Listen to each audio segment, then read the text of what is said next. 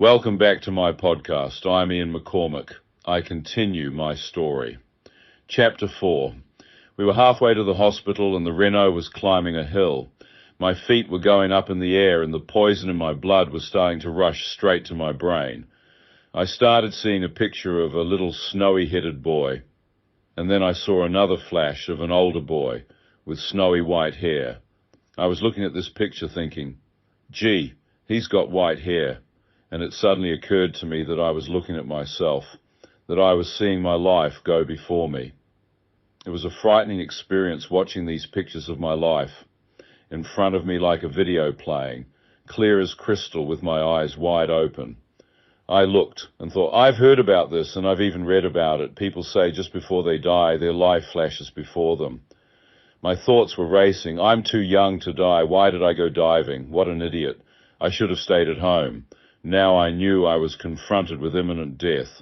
I could hardly hear my heartbeat, and I lay there wondering what would happen if I died. Is there anything after I die? Where would I go if I died? Then I saw a clear vision of my mother. It was as though she was speaking out those words she had spoken so long ago.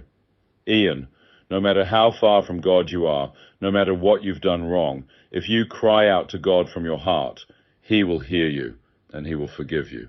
In my heart, I was thinking, do I believe there is a God? Am I going to pray? I had almost become a devout atheist. I didn't believe anybody. Yet I was confronted by this vision of my mother. Little did I know that my mother had been woken in the early hours of the morning in New Zealand at the same time I was going through this dying experience. God had shown her my bloodshot eyes and said to her, your eldest son Ian is nearly dead. Pray for him now.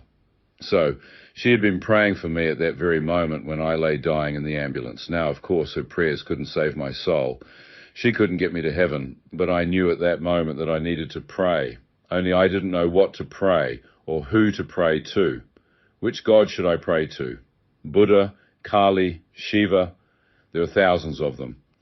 Yet I didn't see Buddha or Krishna or some other god or man standing there. I saw my mother. And my mother followed Jesus Christ. Thanks for listening today. Please stay with me as I take you through that journey, one that shaped my life. See you tomorrow.